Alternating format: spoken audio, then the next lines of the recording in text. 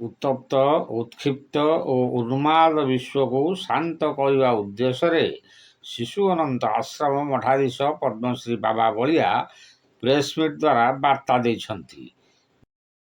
ଯୁବଶକ୍ତିମାନେ ଯେତେବେଳେ ଲାଗିବେ, ପବ୍ଲିକ ଯେତେବେଳେ ଲାଗିବେ, ଏମାନଙ୍କର ରାଜତନ୍ତ୍ର ହୋଇ ଆଗେ ଆଗେ କରିବ।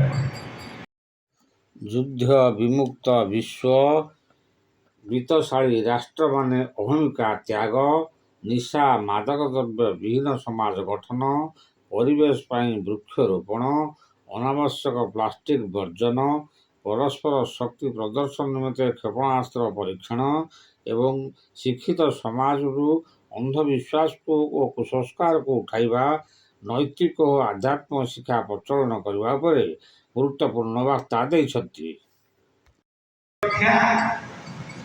ଏବଂ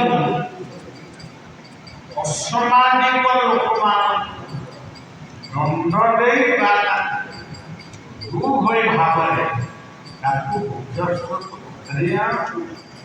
କାରଣ ଘର ଭିତରେ ଦିନ 11ଟା ବେଳେ ପର୍ଯ୍ୟନ୍ତ ଲୋକଙ୍କୁ ବହୁତ ଚୋରି କରୁଛନ୍ତି। ତାହେଲେ କେମିତି ମୁଁ ଯୋଉଦିନ ଦିଲ୍ଲୀ ଆମେ ଯାଇଥିଲୁ, ପ୍ରାଇମ୍ ମିନିଷ୍ଟର ଆଉ ତା ସହିତ ଦେଖା ହେଇଥିଲା।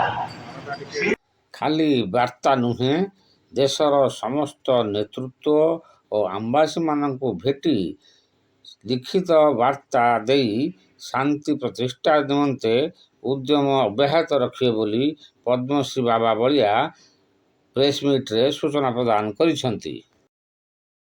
Bureau report, news plus Odia.